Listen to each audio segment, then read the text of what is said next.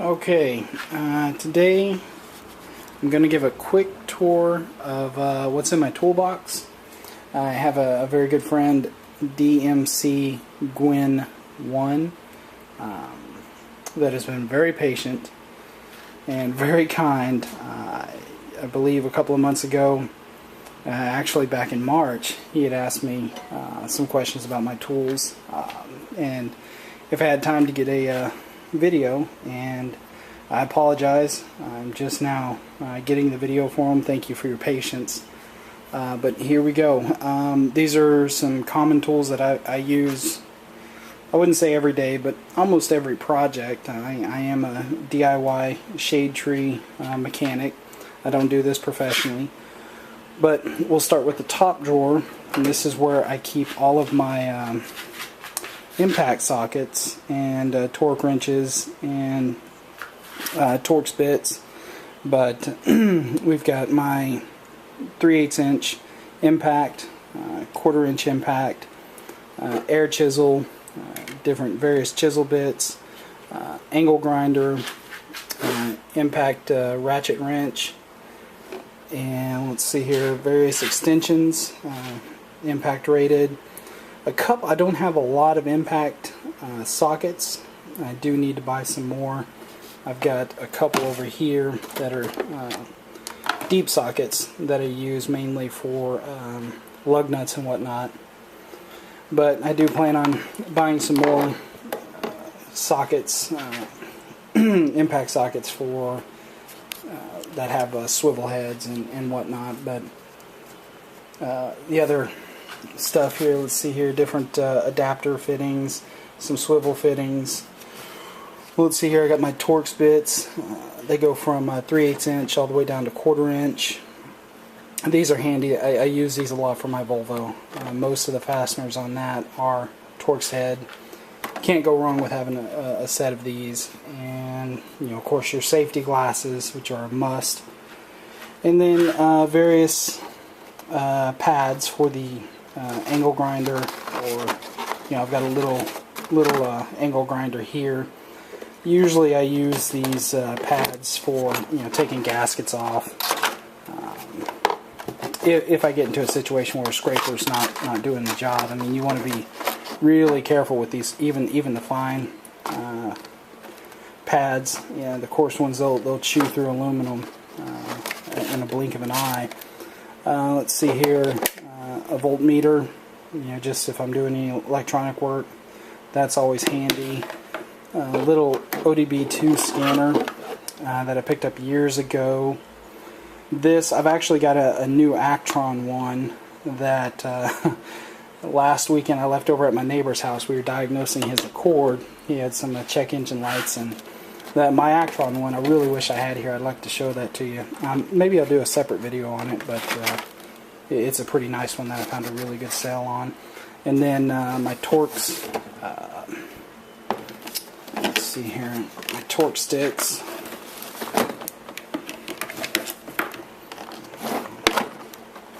These are mainly for lug nuts. You turn your lug nuts down, and then you can use these to make sure they're torqued at certain specs, like 150 foot-pounds or 140 foot-pounds, and all the way down. Most common one is my 90 to 100 foot-pounds, this blue one. I typically, on the Volvo, I do between 105 to 110, so I'll alternate between the 90 and 100, sometimes up to 110. I think when I rotate the tires, I put them on at 110, just see if I can see any difference, but I couldn't. My senses aren't that fine-tuned. Let's see what else. Top drawer. That's about it. I have, let's see, I have a little Cobalt hand tool set that I bought a while back. And these tools are just an accumulation of years of going through the hardware store and seeing sales and whatnot, and then thinking, can I live without it or can I? I usually decide to buy it if the sale's good enough. And you'll notice in here a majority of this stuff is from Harbor Freight, just because, like I said, I'm a DIY person. I don't do this professionally. I do recommend, if you do it professionally, buy the brand name tools, Mac, Snap-on, those, even Craftsman, maybe Cobalt. But those things that you use every day and you depend on to put food on the table, definitely spend the extra money and buy the name brand stuff. Let's see what else. That's it for the top drawer. Let's go to my socket drawers. These are my top drawer. Probably, I mean, DIY person starting out, if you can do it, depending on your budget, yeah, get Impact. They come in very handy when you're getting rusty bolts off, or getting stuck bolts or fasteners to come loose. Definitely lug nuts. But as far as some tools that I would think a DIY person must have would be your sockets. And here's my 1/4-inch drawer. This, let me give a little backstory. This is a little more refined than the rest of my drawers. A couple of months ago I read about tool shadowing, and what that is basically taking a tool and creating a recess. I don't know how well the camera can pick that up, inside of its foam mat or whatever you use. And the benefit to that is if you take, you know, a set of tools out, you can know with just a glance that something is missing, and you can go find it and put it back. I read that on a couple of different forums, and then also in Car and Driver magazine. A lot of aviation mechanics are required to do this to their tool chest, just for safety reasons. And I thought, you know, it looks nice, it's neat, it gives everything a nice presentation. And when I use my 1/4-inch drive drawer, it is so much nicer to come in here and know that, you know, here's my 12mm 12-point socket versus my 6 points, deep and shallow. But this, I have to say, if you're going to take on this project, you know, definitely set aside some time, because this took me about a solid 3 days to do, just because I've never done it before. Maybe I'll do another video on how I did this, because I need to do the rest of my drawers with my screwdrivers and wrenches and 3/8 and 1/2-inch drive drawers. But there you go. Long story short, a DIY definitely wants to go out. I highly recommend going out and buying, you know, one of those mechanic sets that you can see even at Harbor Freight. I think they've got like a 350 or 400 piece mechanic set that is I think $160. You can get a 20% off coupon. But definitely you want a socket set with wrenches and some extensions. You know, go 3/8-inch, 1/4-inch, 1/2-inch drive. Not that common. I mean, for your bigger bolts, yeah, but usually your mechanic sets will have those. Here's my 3/8-inch drawer and various sockets. I use this one probably 90% of the time, just for the main reason that you know, I get a lot more leverage on a longer handle than I do on the 1/4-inch. 1/4-inch is probably finer stuff, like interior stuff, maybe interior cabin air filter, stuff like this. But this stuff is definitely spark plugs, manifold bolts, starter bolts, water pumps, timing belts, everything. Anything that I don't use an impact on, I come to this drawer. And you can tell that I have not done the tool shadowing to this one. I started out originally, I believe it was dmcguinn1 that sent me a message about the tool trays, and I tried them out. And this Harbor Freight toolbox that I've got, the drawer depth, it's very shallow and not quite as long as some of your high-end nicer ones, your Mac ones and your Snap-ons. So I found that using these was a little difficult. I barely have clearance for my deep sockets. So I'll probably come in here and do some tool shadowing for this. But this, the 3/8-inch drive, is my most commonly used drawer. You got various extensions that I've collected over the years. I didn't go out and buy this all at one time. Let's see what else. Everything from standard to metric. 6-point and 12-point, you know, you're probably going to be okay with getting 6-point. It's probably going to be uncommon to find sets that have both 6-point and 12-point in them. Most of them will have a majority of 6-point sockets and then a couple of 12-point. And what I mean by 6-point is, if you notice, I hope that glare is not too bad, but there are 6 points, 1, 2, 3, 4, 5, 6 inside this socket. That is a 6-point socket. So the fastener that this goes onto is shaped just like this, having 6 points. Whereas a 12-point, let's see if I've got one in here. Nope, I sure don't. They're probably in my tool bag. Let's see if I've got one. Oh, hold on. Yes, I do. Right here. There's a 12-point, and you can see it's got 12 points on there. You will find fasteners that are 12-point, and that's when you would come and grab your 12-point, just so you don't round the fastener off. But these are pretty uncommon. I mean, at least in my experience. To get back to the tool tray, these are very handy if your toolbox can fit them, because as you can see, you know, they have them labeled on the side, so you can immediately come in and know that you're looking for a 14-point. Just come up here and grab it. And when you come back to put it, open up the drawer to put your stuff up, you know it's missing. And as you can see, I have you know, some not missing. I just haven't purchased them. I haven't found that I needed them. I've usually had a combination of, you know, my 1/2-inch drive might have a 22mm, so I don't use the 3/8-inch drive. I just use the 1/2-inch. But someday, when I make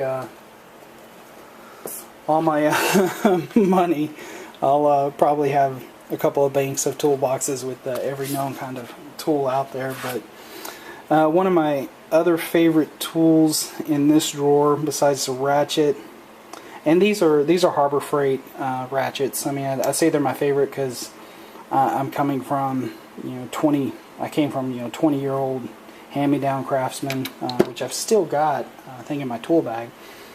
But that's definitely nice.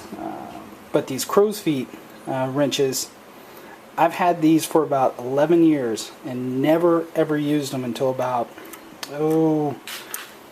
4, maybe 5 weeks ago, when I was replacing a rack and pinion on my Dakota. And the fittings, the high pressure and low pressure side, you have to use these. You can't use a standard wrench because it just round it off, but you have to use these. And I almost thought I was going to have to go buy some, but then I remembered about 10, 11 years ago I bought these. But these, definitely get a pair of these, because you never know when you're going to do brake lines or something like that, and you need those. Let's go to the 1/2-inch drawer real quick. And here again you can see that it doesn't have any tool shadowing on it, but you know, I've got my various sizes of sockets all mixed in. I don't have them separated by standard or metric. Breaker bar, you definitely want to have. This is I think an 18-inch breaker bar, and it is awesome for when you've got like a the best thing I can think of right now is a water pump bolt that just will not budge, or maybe a suspension bolt. You can get that on there and get some leverage on it, especially if you don't have an impact wrench. This will definitely save your bacon. Various extensions, and of course your wrench, and then my angle, my degree wheel. This has been really helpful on my Volvo, because they have settings that say torque this fastener down to, you know, let's say 90 foot-pounds, and then an additional 15 degrees. So what you would do is you take your torque wrench, torque it down to 90 foot-pounds, and then put this on it, and then as you've got it connected to the fastener on the back, you've got your wrench in here and you turn it another 15 degrees, and you can see right in here you've got 0, 10, 20, 30, and then that helps you get your degree on there. This was a recent purchase, probably about 3-4 weeks ago, when I found I needed it for adjusting some stuff on the Volvo brakes. But other than that, I would say definitely a breaker bar, 1/2 inch, and maybe a 3/8 if you can find it. 1/2 inch would be the best. So those will be a little bit stronger for you. Let's see, let's go to the next drawer. What do I've got? Yes, your wrenches.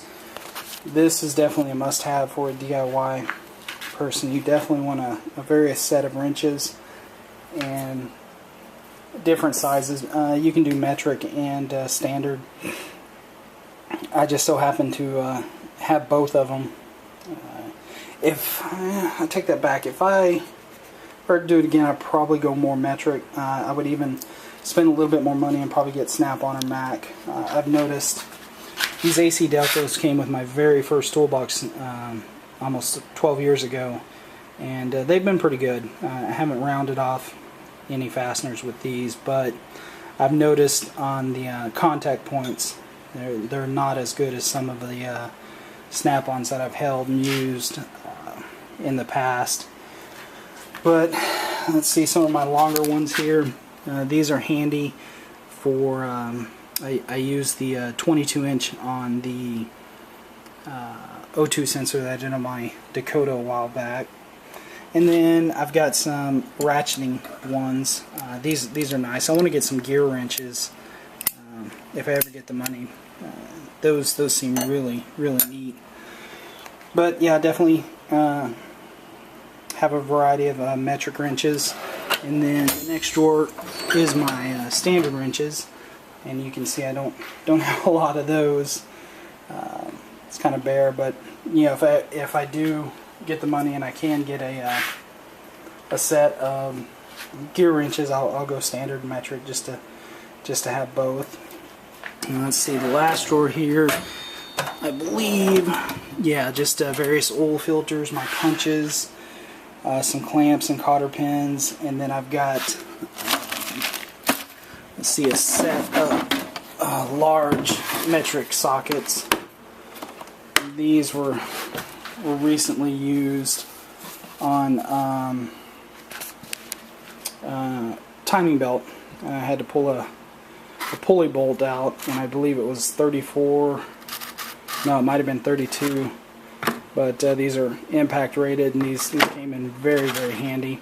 Also for axle nuts and whatnot, you'll need a large set. And these don't come in mechanic tool sets that you buy. These usually you have to buy separate. And again, these are Pittsburgh Harbor Freight, which has been very good to me. I can't really complain about Harbor Freight. When you go with hand tools, some of their electronics are not good, or their power tools, but you know, you get mixed results on those. Alright, let's see here. Next drawer over. Yeah, I've got a little personal drawer where I've got some keys, various cutting knives, my calculator, some pens and some scissors, dental picks. This comes in handy when I'm trying to fish wire out and whatnot. Brush when I'm cleaning dust off around stuff. You know, you can't go wrong with super glue. And some replacement blades. Let's see here. I think this is another pick set. Yeah. Little pick set with some Allen keys and a Phillips and a flathead. These come in handy when you're in tight spots and whatnot. Let's see what else we got. Screwdrivers. You definitely want to have a set of these if you're just starting out getting a set going. Go with some long and short screwdrivers, flathead, Phillips, different sizes. Like I believe that's a number 2, and then you've got another number 2. Let's see here. I know I have a 3 somewhere in here. I think this is a 3 right there. And they're based on the tip size. But yeah, you can't go wrong with plenty of screwdrivers. And I think, yeah, these are a mix of Harbor Freight and Stanley's.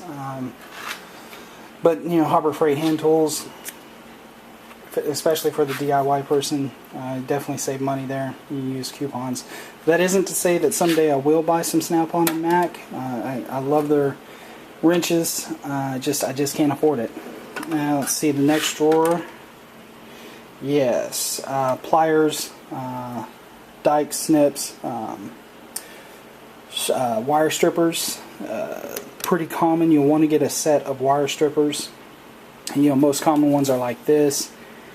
You've got the crush tip, and then your cutters, your strippers in the middle. One that I highly recommend getting, spend the extra money. I think I got this one on Amazon for 12 or 13 bucks. But this one, I always reach for this one when I'm doing any type of electrical work. Little snips, these come in very handy. You can get into fine points and snip stuff. Let's see what else I've got in my tool bag. I've got various pliers too, long needle nose, short needle nose, 90-degree needle nose. Those are good. You'll want to get some needle nose pliers just to, you know, pull hoses off or do whatever you need to do. Let's see the next drawer here. Ah, yes, my pulley set. I'm going to use this on my Dakota when I get ready to pull the power steering pump off. That thing has gone bad. Yes, the extractor set, I highly recommend getting one of these, a bolt extractor, because it's inevitable. The bolts are going to break off in different places, the body, the head, you know, what have you. And these things come in handy. You can drill into the broken fastener and then pull it out, you know, using one of these. This has saved me a couple of times. And a security bit set. I can't say that I've used this a lot, but when I've needed, you know, a star security bit head, this has been great. I've come to this and pulled off some fasteners, especially in the Volvo, and even in my neighbor's Honda. I've seen some of these when you start getting into the electrical components. Let's see, like stereo and airbag and stuff like that. Let's see what else. Yep. Here's the hammer drawer. You definitely want to get a dead blow rubber mallet, 5 pound regular hammer and ball peen. These come in handy, you know, when you're doing anything from brakes to suspension work, you know, axles and whatnot. They can help out a lot. Let's see, in the last drawer here. Oh yeah, just various tools. Got let's see, a tap and die set. I've had this for about 10 years now, and I've used it a couple of times. It's come in handy. I had to retap some bolt holes and whatnot. Let's see what else we got in here. Oh yes, my oxygen sensor socket set. That I had to have when I did the Dakota to get it tightened back on to spec. Let's see. Oh yes, yeah, if you're going to be doing any brakes or anything, I highly recommend getting a brake caliper kit. This thing is well worth the 20 bucks. Comes with different discs for retracting your calipers. Your pistons back into your calipers. And this came in handy when I was helping my neighbor with his Honda Accord, because they have a twist style piston that not only are you pushing it back, but you have to twist it and then it goes back. So that came in very handy. Let's see what else we've got here. Sorry, my workbench is a mess.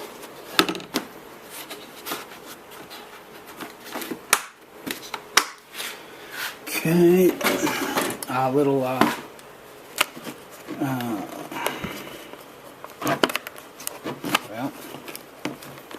hard to do with one hand. There we go. Bits, drill bits for your cordless drill or corded drill. These come in handy. You definitely want a set of these, and they're not too bad. I mean, some of your hardware stores, you can get kits like this for $7 or $8. Definitely worth having. And let's see, last but not least is impact driver. And this had to be used on my neighbor's Accord when we did his brakes, because they have retainer screws on the rotors that hold the rotors to the hub, and they put some kind of voodoo black magic on there to where you can't just twist it out with a regular Phillips head screw. You actually have to use one of these, and you hold it and you hit on it with this end with a hammer, and it gives a torquing move that breaks any crud free, and gets that screw loose. Which if we wouldn't have had this, he would have been screwed. But that's a general overview. I'll show you probably by far one of my favorite tools. Let's see.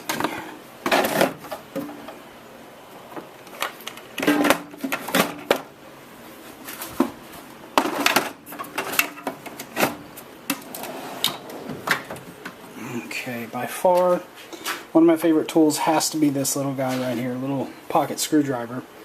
This has been referred to by one of my favorite YouTube people, Eric the Car Guy, as the 11th finger, and that is so true. Just can't go wrong with this one. You need to pry a clip or wedge something somewhere. These things come in handy, and I usually pick these up at trade shows. Let's see, this one's from I can't read that. Altinex. Can't remember where I might have gotten that one, but anytime I go to a trade show and they're handing this stuff out, I will definitely grab a couple of those without getting an eyebrow raised at me. But that's it. As far as tools go, probably wouldn't hurt to have some Allen wrenches. Metric and standard, of course. Those I don't use those often. Maybe when putting my children's toys together. But other than that, that's a quick view of my toolbox. And again, this was for my friend Daniel, and he's been very, very patient, and I appreciate it, and I hope this helps.